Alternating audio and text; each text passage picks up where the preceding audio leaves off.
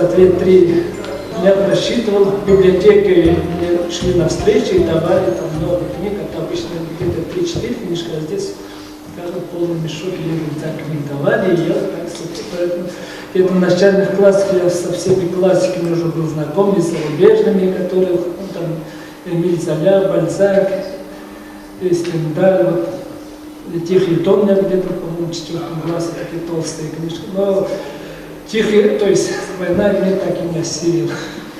Читал, потом раз прошу, потом опять начинаю читать. И так, это моя первая грех мой, что Тихий Дон, хотя я читал, но так перелистывал, содержание знаю, но там надо читать писателей именно каждое слово, чтобы учиться. Там, ну, Толстого, конечно, много может быть лишнего, там много рассуждений, а я люблю там быстро, даже пейзаж, там пишет кто-то писать про пейзаж, я пролистывал, где действие или диалог, вот только это читаешь. А теперь, когда пишу, поэтому я не отвлекаюсь на пейзажи, сразу действие, сразу, чтобы первое предложение, чтобы захватывал, сразу начинаю с действия, вот кто-то пришел и упал, и наоборот, там кто-то постучался, зашел, и сразу, вот, особенно когда вот, ребятишка, когда читает они про природу, я думаю, мало кто читает, а вот когда вот сейчас Тургенева читаю вот, про природу, оказывается, вот такие, там, как живописные краски про природу, наяву, как бы видишь, ощущаешь этот запах всех листьев попавших или что-то там еще реки, или запах бывает после дождя, или возле реки, когда рыбу поймаешь, тоже какой-то особенность. Вот это когда читаешь и ощущаешь, и поневоле дальше хочешь про пейзаж. Так что так написать, чтобы читать. Искусство писателя в чем? Чтобы писать так, чтобы читатель так чувствует, что ты чувствуешь. А то обычно как пишут, начинаешь, он поехал куда-то, приехал обратно, или наоборот, тоже анекдот есть. Вот я написал роман, говорит, сел на коня и такой толстый, и тук-тук-тук-тук, и в конце, вот я приехал.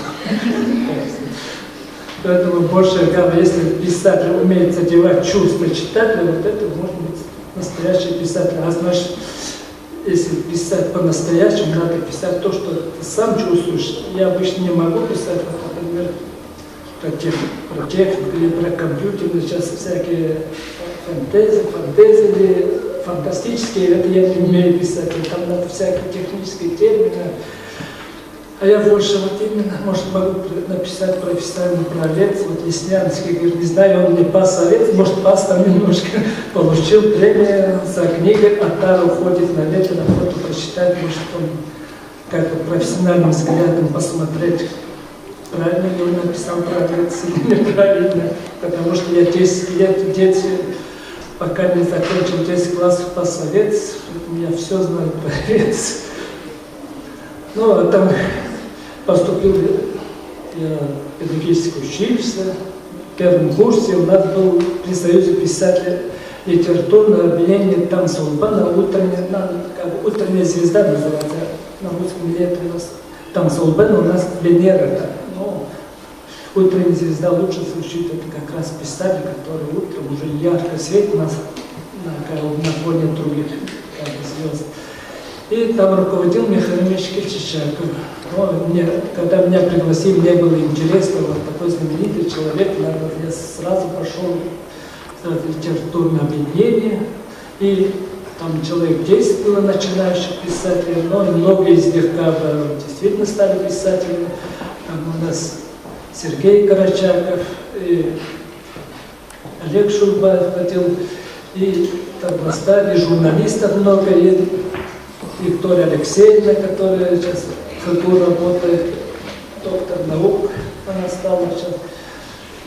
И он нам задал задание написать про щенка, такой щенок, но все пришли домой, мы по четвергам собираться, если на следующий четверг я принес такой небольшой рассказик про деревенского щенка, которого хозяин, который любит гулять и забывает накормить, и щенок такой хочется кушать, скулит, а там такой ветер, зима, и некуда деваться, и он едет, он заходит в хлеб, а там поросенок тоже, которого тоже забыли накормить, и они как бы жалуются друг другу и согреваются, и засыпают вместе. Вот такой жалостливый рассказ был, мне всем понравился. И это было в 1976 году, написано в нашей американской газете, и с тех пор я себе начал считать себя писателем, чтобы мой первый рассказ вышел. И потом как бы и другие задания были, и Михаил Ильич нас порекомендовал поступить в литературный институт имени Горького в Москве. Это такой единственный институт в мире. Ну, раньше было еще в Берлине ГДР, но там для своих, там еще был такой маленький литературный институт, но теперь, я думаю, его нет, у нас остался вот наш литературный имени Горького, Союза писателей России теперь. И там был переводческий отдел. Ну, действительно, там корпус большой, здесь в нашем курсе человек 40 было, и половина было иностранцев, из Африки, из арабских стран, тогда было социалистических стран, Болгария, Чехословакия, Венгрия, и там, из Грузии, из Средней Азии много было. Теперь я не знаю, они живы, нет, там действительно там такие войны тут, пацаны писатели плохо работают, раз еще воюют люди друг друга, нужно писать. Задача писателя быть, чтобы люди были добрее, чтобы люди стали добрее. Как в последнее время у нас как бы меньше внимания, так я думаю, наоборот, властям нужно больше обращать на писателя, потому что они идеологи при советской власти. Вот, написал Горький повесть или рассказ, и весь народ как бы одним духом поднимался строить социализм, или вот Николай Островский написал, как сопряли стали везде, даже в Африке, как бы брали пример с героев. Или Гайдар написал Тимур, его команда, и все ребятишки начали помогать, как бы слабым, как бы старикам. А нас, пока я не знаю, по нашим рассказам, кто-то может что-то берет для себя, но вот такие встречи как бы помогают узнать, нужны ли наши рассказы, повести, пьесы. Ну, вот.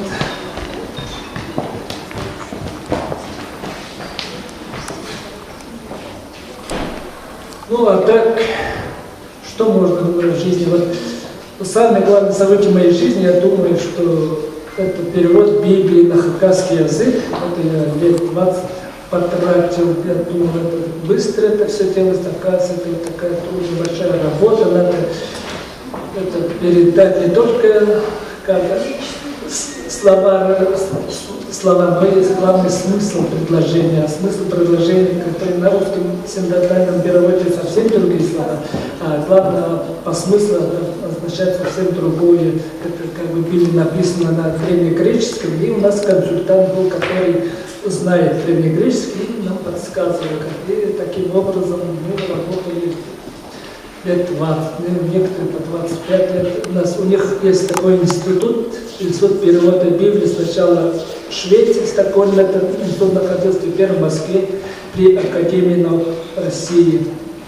И у них задача перевести Библию на все языки мира. Вот у нас сейчас переводят на шорский, венский, вот, чукотский, вот там эти как бы приезжают сотрудники специально изучают язык, потом их вот венгерский язык они специально как бы составили алфавит, и поэтому они большую работу делают. И Библия нужна не только как бы просто как бы знать, есть Бог или нет Бога, а главное, вот, чтобы человек задумался, и главное, вот, там, для своего культурного уровня многое, потому что наши писатели, Толстой, Достоевский, писали свои романы на основе как бы, на библейских сюжетах, вот, Рембрандт и другие писатели, то есть художники наши классики, они тоже на основе Библии писали картины. Теперь я знаю, о чем что рисовал Рембрандт «Возвращение блудного сына». Там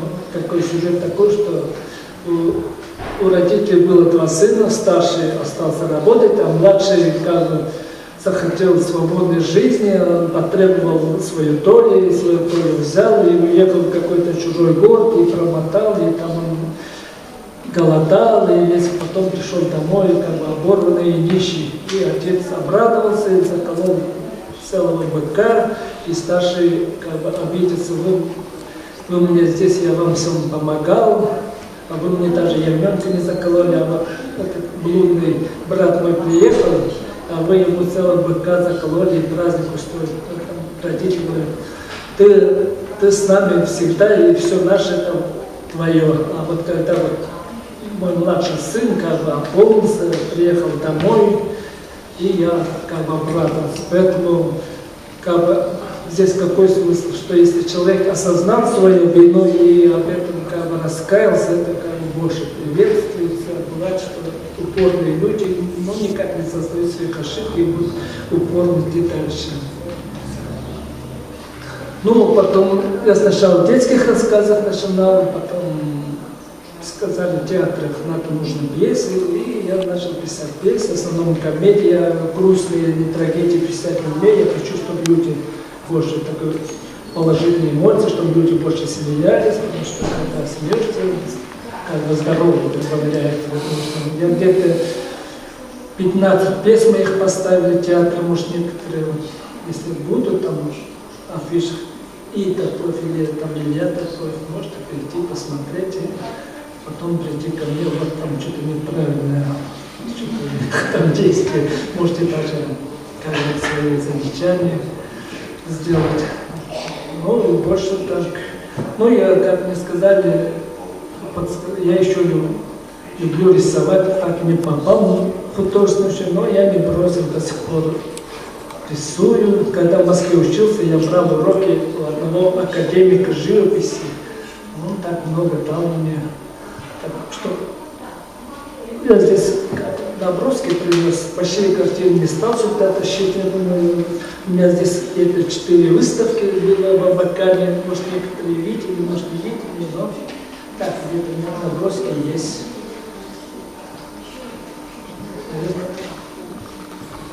Видно будет. Я здесь люблю вот такие юмористические вот такие рисовать.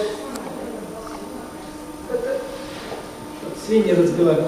Это не бойся, это свой человек, это мой хозяин. Можете посмотреть, немножко отвлечься. Это тоже как бы такой взрослый сыночек не хочет вылезать из кармана. Это вот так.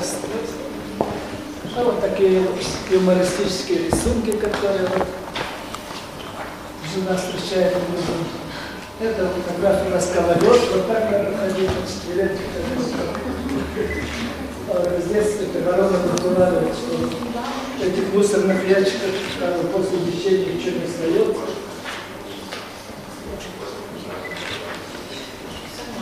У нас раньше дефицит был, и все меняли, денег не было, а как меняли, все, как бы баш на баш, вещи на вещи. Вот. Захотел купить сапоги жене, а денег нет, последние штаны отдает. Так это у нас Михаил Ильич Кичичак, портрет подробный. Вот здесь вот такие наброски.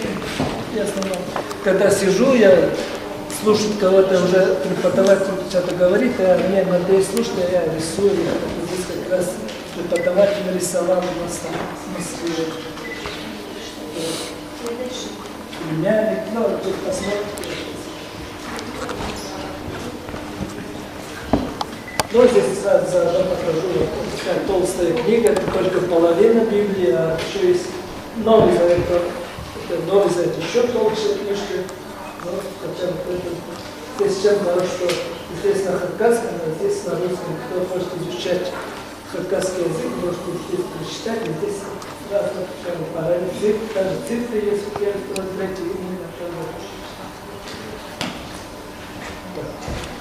еще что рассказать, все, почти все знаете.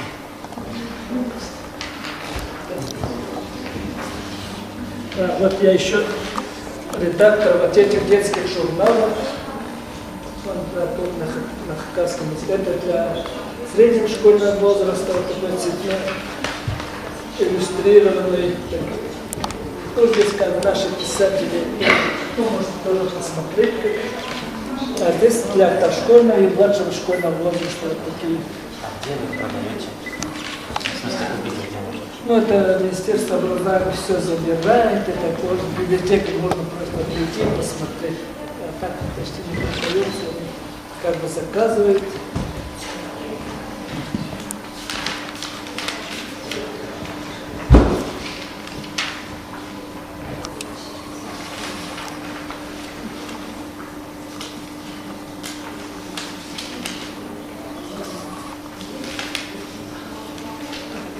Так, ну, как я могу рассказы, или я юмористические рассказы, или басни пишу, ну, здесь такой рассказы, взрослые люди, и мы боремся против пьянства, здесь как раз трезвая жизнь называется.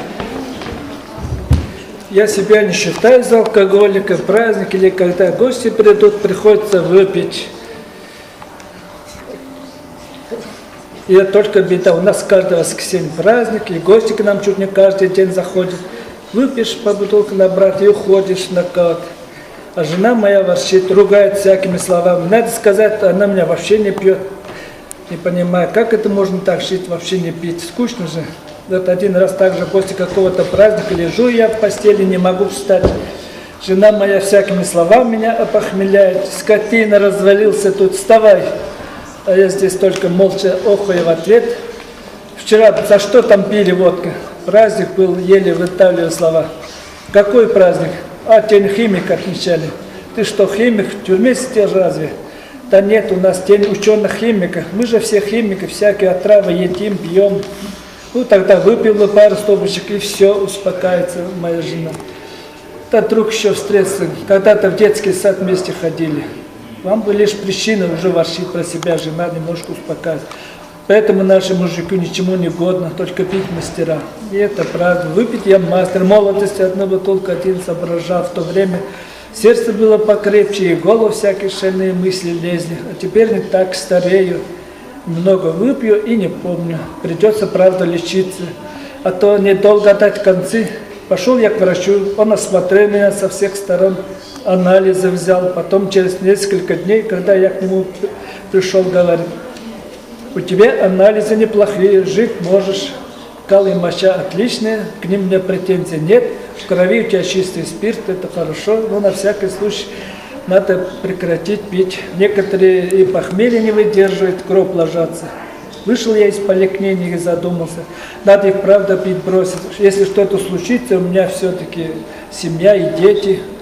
Мне интересно, чтобы из-за меня столько людей страдали. Бросил, значит, пить. Один день не пью, второй день, даже и третий день, так и неделя проходит. Жена не нарадуется, всем родным и подругам похвалилась, и они к нам идут, чтобы на меня посмотреть. Охует, яхать. Какой молодой стал, даже щеки сзади видно. Да, поправился здорово. А я с одной стороны хожу гордый, что меня так хвалят, но с другой стороны обиды берет. Они что, трезвого мужика не видели, как в зоопарке идут сюда. И субботы моя жена выдает новость. Сегодня у моей сестры день рождения. Мне теперь с тобой не стыдно в людях появляться. Раньше меня такой весь из сердца от радости запрыгал, а теперь я в ни в чем не бывало хожу, даже грустный маленько хожу. Там все будут пить, гулять, а я так дурак буду сидеть и смотреть на их пьяные рожи. Ведь выпившие люди такие надоедливые. И в квартиру сестры народ прилично собрался. Все сели за стол и начали есть и пить. Праздник, как не пить? Он у меня не пьет, говорит, с гордостью за меня моя жена. Ему только соки и напиток давайте. Тут все зашумели, на меня с интересом смотрят. Правильно, что не пьет, давайте выпьем за его здоровье. Муж сестры, своя Арсентий, принес большой кружкой какой-то сок, а сам подмигивает мне хитро. Что это он не понял, и залпом выпил этот сок. Внутри все обожгло, не понял, в чем дело, я еще раз попросил. Арсентий с радостной улыбкой еще раз сходился напитком, а мне после жирной еды как раз пить хотелось, поэтому вторую кружку также опрокинул в рот. Внутри так хорошо стало. Это же водка с соком, вот хитрый свояк успел угодить. Потом немножко помню, что сидел, и не все, больше не помню. Очнулся, что кто-то меня нещадно толкает. Разлепил глаза, смотрю, жена стоит, меня не жалея, молотит кулаками. Вставай, черт, пошли домой. Ты скотина, даже от сока опьянел, ты меня проклят, не то, что простую воду не будешь пить.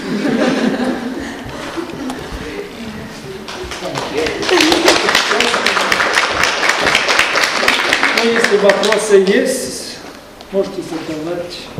Если нет, то можете опять лекции там себя. Работаете сейчас, над чем работаете? Сейчас я недавно начал работать в газете, поэтому как бы некогда творчеством занимаюсь, но я все равно успеваю. Сейчас у нас есть журнал «Енисей», я и журнал «Енисей» редактирую, так что я человек безотказный, поэтому все меня нагружают. Один раз я для интереса список сделал, где я состою, каких советов, и у меня набрался целых 2 страницы, 2 листа. Там и там в общественном совете, и так, и везде так приглашают. Но, ну, конечно, с одной стороны, хорошо, что ты кому-то еще нужен, если плохо, когда перестанут приглашать, и будешь дома сидеть, никому не нужен. Так, все, да. Илья Петрович, можно узнать про ваш опыт работы корреспондентом в областной газете «Ленинчук»? Сколько вы лет работали? Что вы... Ну, это я туда после института литературы сразу Михаил Ильич позаботился, он сразу спросил, ты где хочешь работать? Но я выразил желание работать в газете. Ну, с 1982 года, ну, конечно, многие, даже, наверное, родители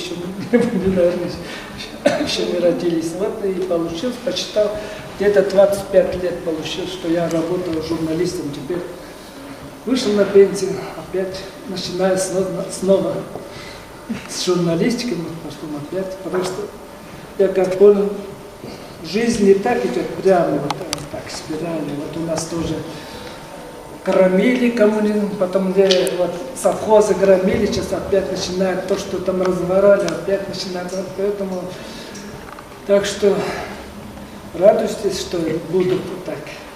Хорошие, плохие года, вот теперь, может, не знаю, сейчас какой, ну, сейчас как бы интересно жить, более-менее нормально, можно как бы то, что у тебя заложено, какие-то таланты, может, можно раскрывать, можно что-то делать. Каждый человек как в чем-то талантлив, только он не знает об этом, можно как бы изучать себя, но с другой стороны, человек такое существо, что до конца жизни не может понять себя. Вот я до сих пор не знаю, как я буду поступать в таких иных ситуациях, может, например, там, вдруг на разведку идти, не знаю, пойду, не пойду, с кем пойду. Поэтому человек сам себя не знает, тем более как бы про других.